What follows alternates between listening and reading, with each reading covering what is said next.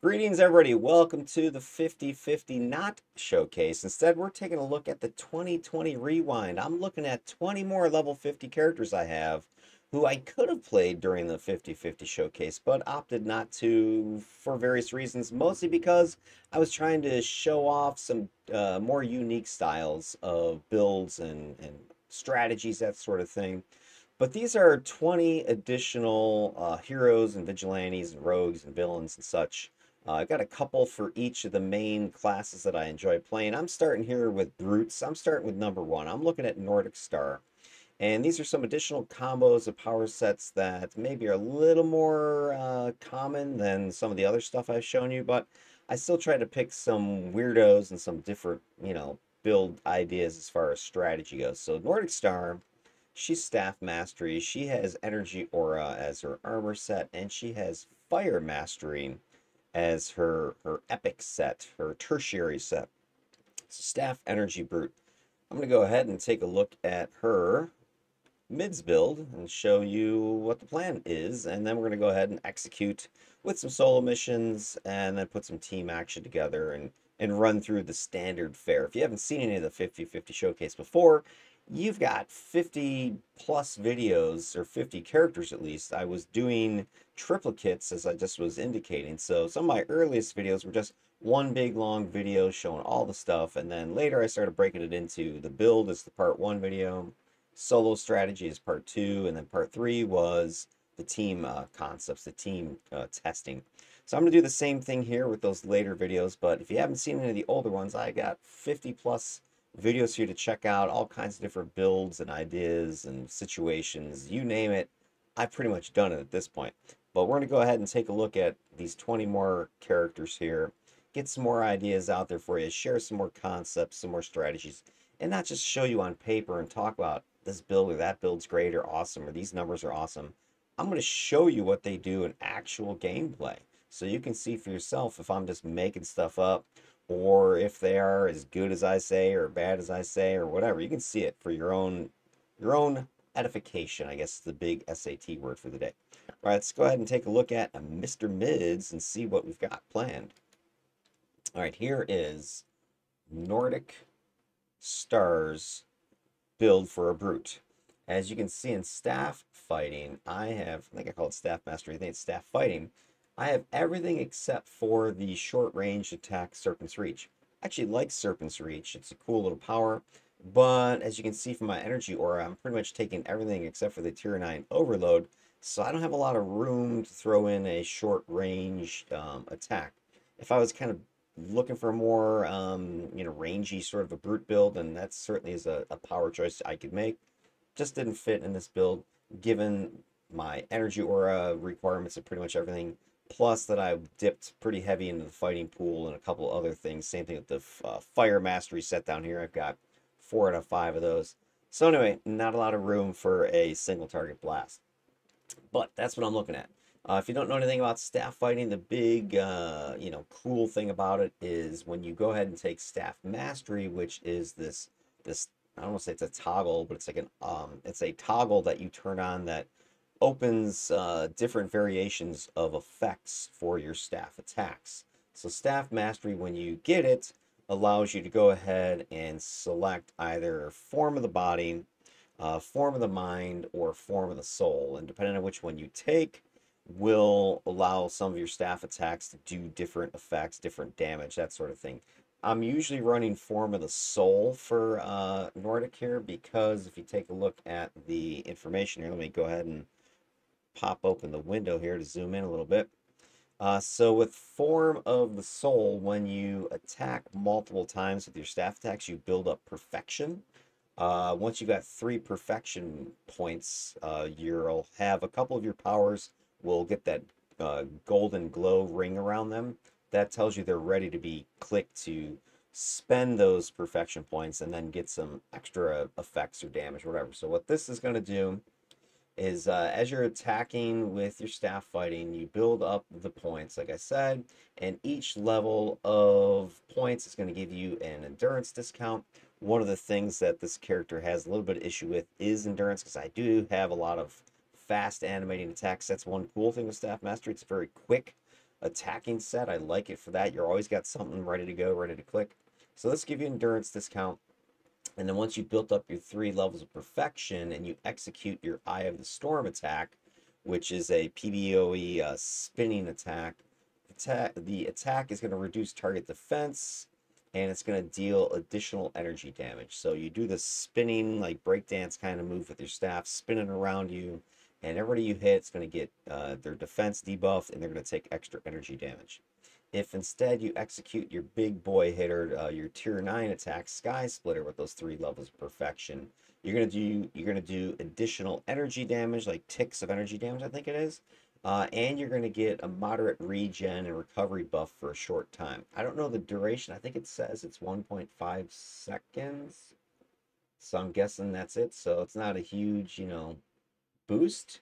But every little bit helps, I think, because you'll be able to build up the points pretty quickly and constantly be firing these out every, I don't know, 15 seconds or so, something like that. So anyway, those are kind of the perks of staff fighting: the fast animating attacks, plus the staff mastery where you get the little bonus perk stuff. I wish it kind of affected more of your powers, would be kind of nice or cool, but it's just something to throw out there. Little extra thing besides just doing, smashing damage or whatever.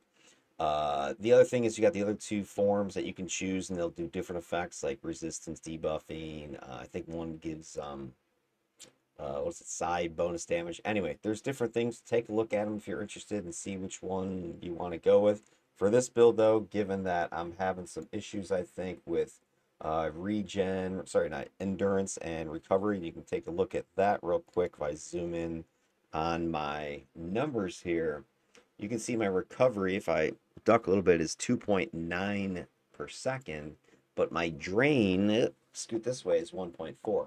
So I'm just over a 2-to-1 ratio, which is not that great, given how fast I'm going to be attacking, given that I do have some additional recharge boosting, so I'm going to attack even faster, and I am going to have a lot of toggles running. So this character will burn through endurance pretty quickly. So any little way I can get some more recovery, some reduction, I'm going to need it, because I usually like to target about a 3-to-1 ratio if I can get it.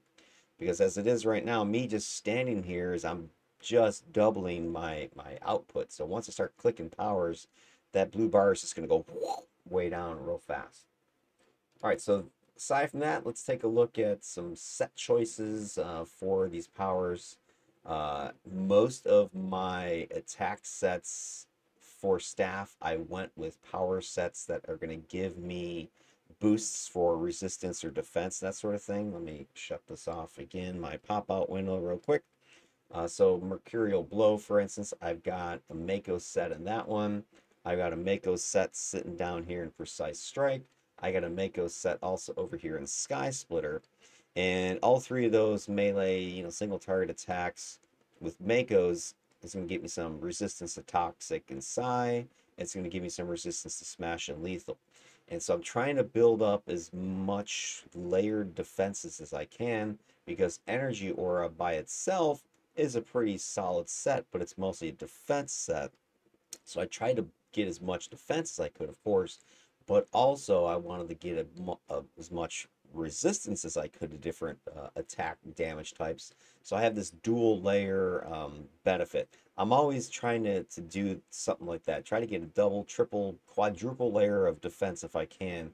So you got defense, of course, which is you don't get hit. You've got resistance, which is you get hit for less damage. And then I try to get maybe some mez in there.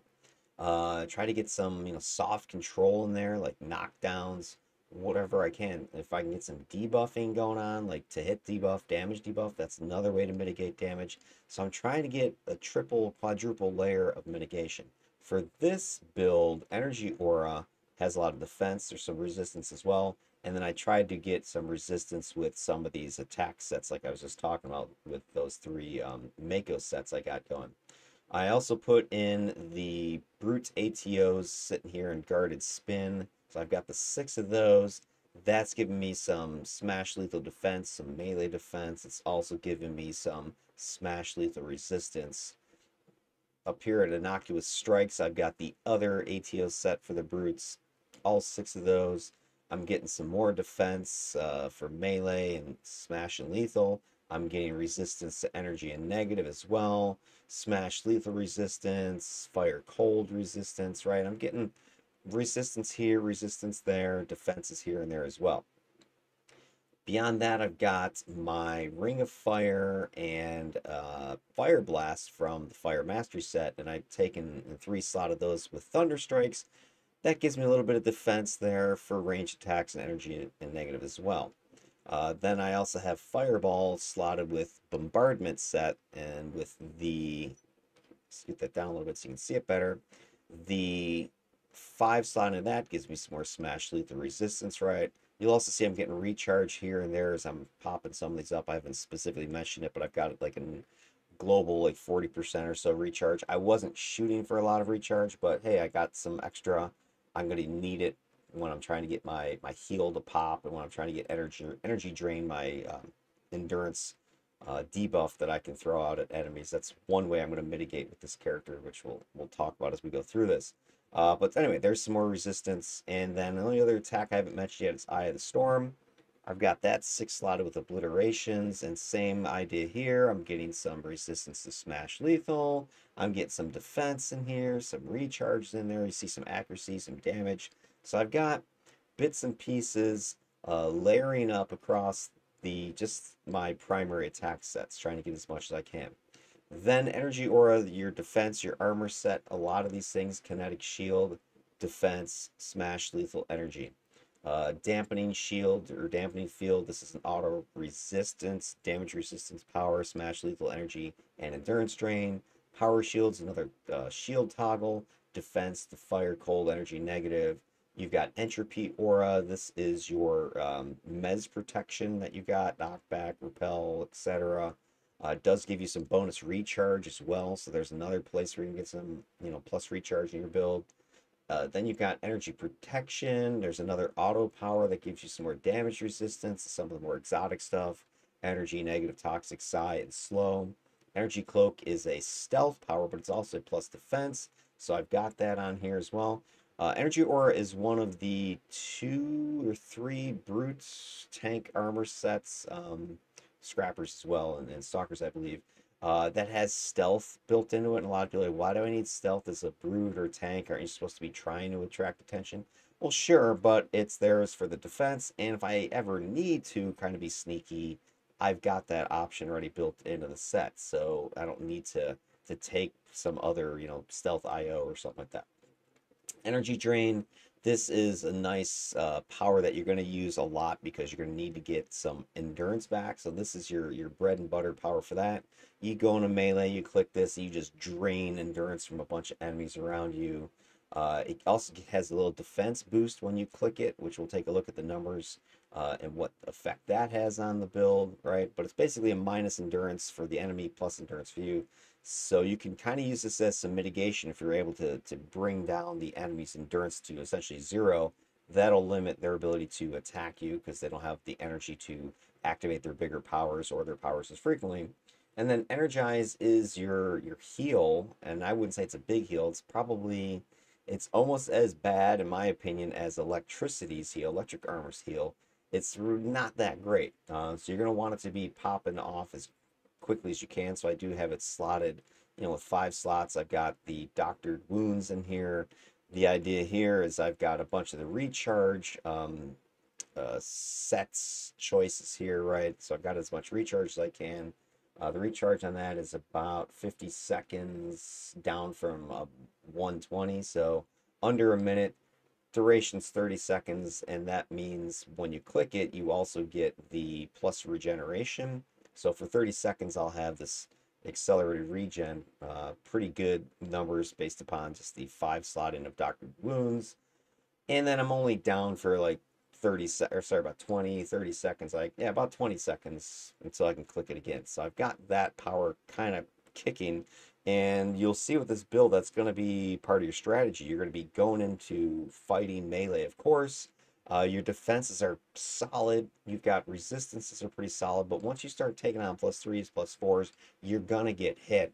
You're going to get hit a bunch. So you need some way to mitigate beyond, your shield. So you got to heal With Energize, it's not the greatest, so you want it to be cracking as much as you can. I already mentioned the energy drain.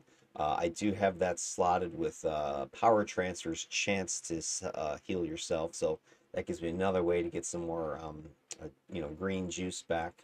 So that's another way to get keep yourself on your feet beyond all the other crap that I'm throwing out here.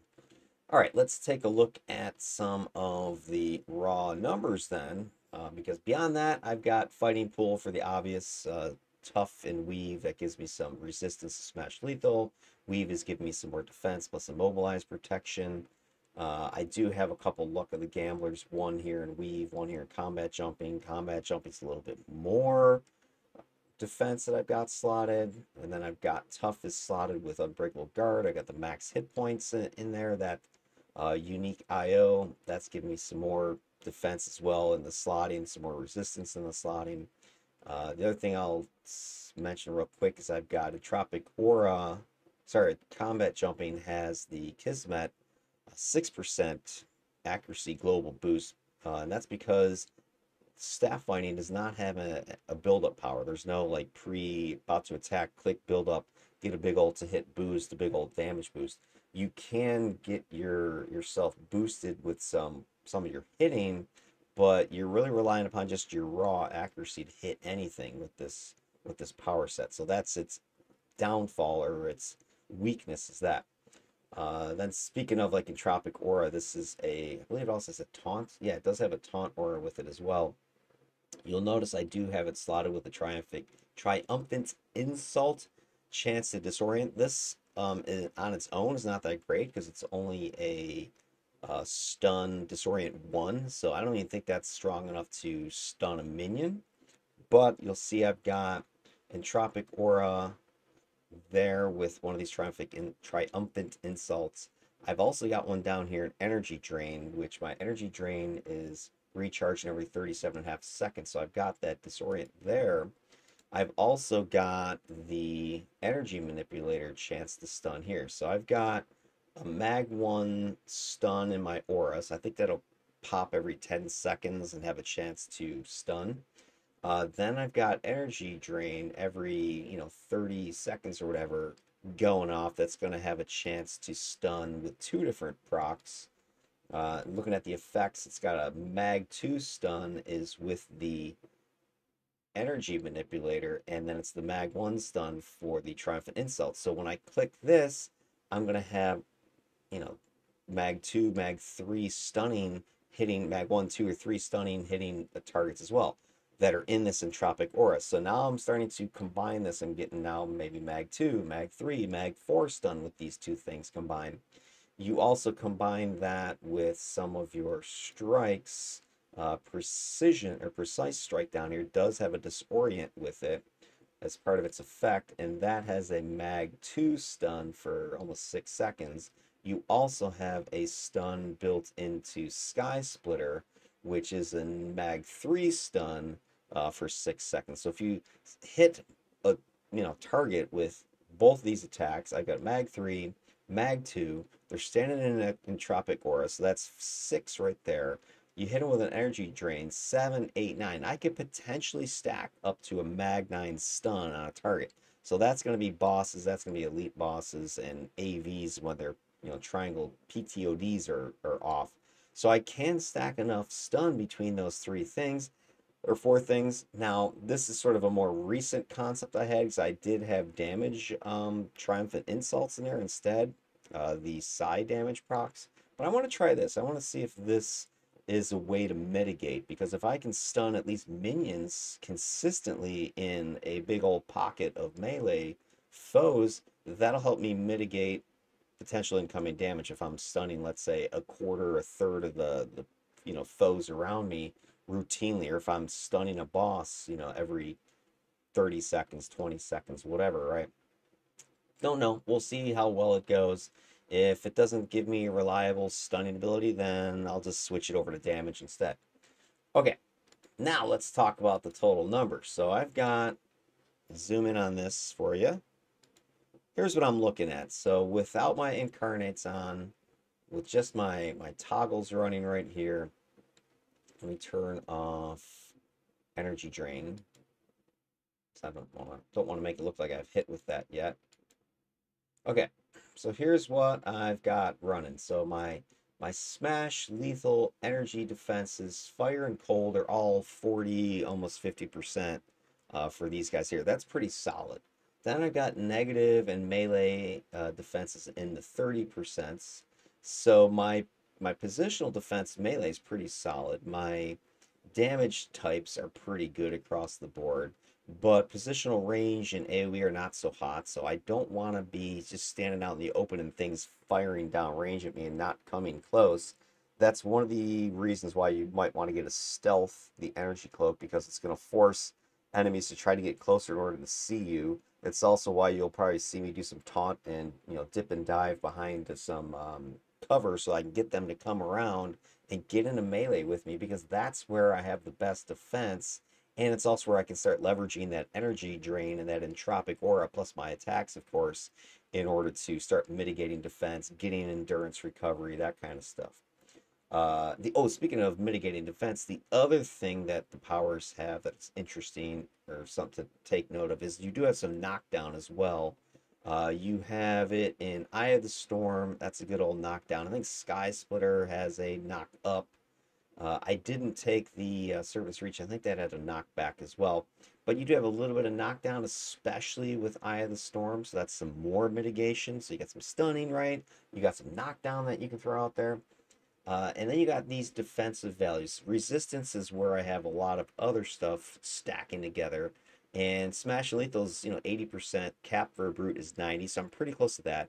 And the only reason I'm this high is because I did take Tough, and I have that heavily slotted. So I've got about 80% between my normal resistances that I have from my armor set, plus I took Tough, plus all the various set bonuses I was showing, like Mako's, that gave me additional resistance. So Smash Lethal, I'm pretty good between the defense and the resistances. I got pretty good resistance to energy damage, which kind of goes with energy aura. Negative's not too bad in the 30s. Side resistance is pretty good in the 30s. Toxic's pretty solid, right? Fire cold's not that bad either. So collectively, I've got some decent mitigation just there. But then you throw in the chances for stunning, you throw in the endurance drain, you throw in the knockdown, the knockback kind of stuff. That's going to give me some additional mitigation that I can throw out there as best I can. So you're going to want to get in there. You're going to want to be swinging. You're going to want to be clicking your attacks like a madman in order to make sure you're just throwing stuff around you in every direction. The other thing that you're going to be able to do with your attacks is guarded spin. When you land it, is going to give you a defense boost to your melee and lethal. So if you take a look, my melee right now is 30.9.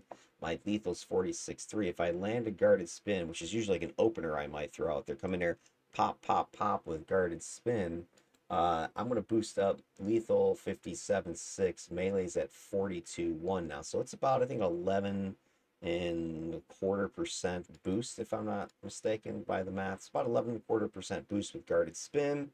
And then energy drain also throws a little bit of defense when you hit with that, so it's not as up as often as guarded spin will be. But when you go into melee, you're hitting guarded spin, you're throwing some of your other attacks. I'll then click energy drain as soon as it's available because I want to get that stun. I might even use it as part of that opening exchange of attacks, depending on what my endurance situation is going into that melee pocket. But I click that. That's going to boost your defense across the board. So if you take a look at the numbers, for instance, the Smash Lethal is going 46, Smash is going 46.3 up to 47.4. So it's only like a 1.1% boost. So it's not even worth really trying to slot defensive sets into this unless you want to, mule or something like that, a Luck of the Gambler or something like to that effect. But it's another little bit, right? So now I'm, if I'm hitting with that and guarded spin, now my numbers look even better. Lethal's 58%, Smash, energy 46, 47, fire cold melee 40s, right? So I'm across the board pretty solid with all those defenses. So you're able to get more and more and more boosting. Then energize, aside from the heal, that's going to give you some regen. Right now my regen's 172, so I've got a 72% boost above background. I fire that up, it jumps up to 361.9. So it's doubling my regeneration, well, doubling my overall, right? So I had 70, now I'm getting like 260 some percent, regen or whatever. So it's crazy the amount of regen that Energize can bring for you. So it's a good thing. Maybe you click that at the beginning of a fight and not wait to the last second when you're almost dead. Like some people, hold off on their heals to the last minute when they got a sliver of health left. Boom, Energize. No, usually I might click it sooner. I get that regen going. I don't, you're relying a lot on defense. So if you get that, cascade of failure hitting you, this Energize is not going to save you last minute. So I'll sometimes click it mid fight, early fight, just to get it juiced up and ready to go. And so that initial alpha I take that maybe takes a third or whatever of my health down, I'll go ahead and Energize back up to full, get the regen kicking, and then get in there and start slamming on people. So that's the beauty of that one there. All right, those are your main overall, strategies, sets, that kind of thing. As far as debuff goes, I really don't have much. I do have melt armor for some minus defense. Mercurial blow has some minus defense. Let me go ahead and close the pop-up window here. So mercurial blow has minus defense. The total on that is minus 7.5. I've got melt armor over here. That's minus 7%. Defense minus 9.75%. Damage resistance. So it's nice, but it's not gonna save your bacon. It's there just for maybe a hard target, or you got a group of enemies you can chuck melt armor and dive in or start going to town, because you don't have a lot of accuracy that you can, there's no like to hit buffing in any of your stuff, right? I mean, there's nothing in any of your attacks. Mercurial blow does not have plus to hit, or a build up type of thing. Same thing, precise strike, guarded spin, no. Eye of the storm, no. Staff mastery, no. Taunt, no. Innocuous strikes, no. Sky splitter, no. So none of these powers in your attack has a build up, has an aim, right? You're relying solely on your accuracy, and that's why you saw me take the Kismet here in the combat jumping. Give me a little bit more global 6% boost. So something like Mercurial Blow, I've got 81.5% accuracy for that one. All right, let's take a look now. What are the incarnate choices and what is that going to do to the numbers? So overall, right, I'd like to get a little more defense if I can, maybe some more accuracy somewhere, stuff like that. So let's see what choices I went with. Scooting this down. All right, so for my alpha, I went ahead and took agility core paragon. That's endurance modification boosting, which can help my recovery. It's going to be recharge rate because I get that heal back faster. I get that energy drain back faster, and my overall defense buff. So if I go ahead and take a look at the effects when I turn it on, oops, totals that is, let's see what this is going to do. So looking for defense buffing, we're looking for recharge buffing, we're looking for endurance mod. So go ahead and click it. So you can see my defenses are going from smash is 47.4, it goes up to 51.1. So what's that? Another like 3-4%, 3 3/4, something like that. Lethal is 64.6, energy is 50.8, right? So this is taking those numbers and kicking up another 3-4% across the board. My endurance modification, which down here in recovery, right, we're going to go from 2.9 up to 3.1, which makes things a little bit better. My end drain is a little bit low because I activated one of my other toggles up here, so that's why it looks better than it probably is. I think it's energy drain that's doing that. Yeah, sorry, Energize. So, Energize gives you that discount of endurance. I forgot to mention that. So really, Energize is not a great heal, but it's nice as a proactive step to reduce your endurance and get your regen. So that's why I really like this power, and I want to get it to come back faster. So if you take a look at its recharge is 49.6, and that is going to be boosted when I click agility. Now it's 45. So I shave, what, 4 seconds off of it. Obviously could be better, but that's solid. I can get it down 45 seconds. The duration is 30. So I'm only have a 15-second downtime of no energize, which is pretty much the time between mobs. So if I dive into a group, click energize early in the fight, It's going to save a lot of my endurance. It's going to give me the regeneration I want. I'm not really worried about it as much as a heal. It is nice, obviously, as a heal to have something, but it's better as endurance reduction and better as regeneration, in my opinion. So that's going to help that power out a bit, right? So that's what we're looking at here. Totals, boom. Then I went ahead and grabbed for my Destiny. I took Rebirth because, healing is going to be a factor. So I went ahead and grabbed this, right? So Rebirth, you click that, your regeneration goes to the roof. So right now with Energize clicked, I'm at 361, almost 362. Rebirth kicks it up to 1,900 and let me pop that out so you can see it. So if I go ahead and scoot over here, when I activate Rebirth, your regen is jumping up from 300 something to almost 2,000. So this is actually my heal, reliable heal that I will throw, when I really need that big juicy green bar there to jump up. That's what I'm going to rely upon. I'm not going to rely upon Energize as much for that. Then for my interface, I went ahead and grabbed Degenerative. That's going to give the max hit point decrease, the chance for Toxic. This is kind of, in my opinion, it's as good as Reactive against hard targets. The minus resistance with Reactive. So max hit points, right? You're fighting some AVs, some heroes, some elite bosses. This just means that, their overall hit points, drops whatever percent from their max. So their regen is going to slow down because of that. They're not going to have as many hit points that you need to whittle down. So against hard, tough targets, this makes a difference. Whereas reactive is always against that max hit points. It's always against that maximum regeneration rate. So degenerative, I like it for that. It's going to make taking down those hard targets a little bit easier. Then I went ahead and grabbed Pyronic, of course, a big old blasty fire, um, explosion.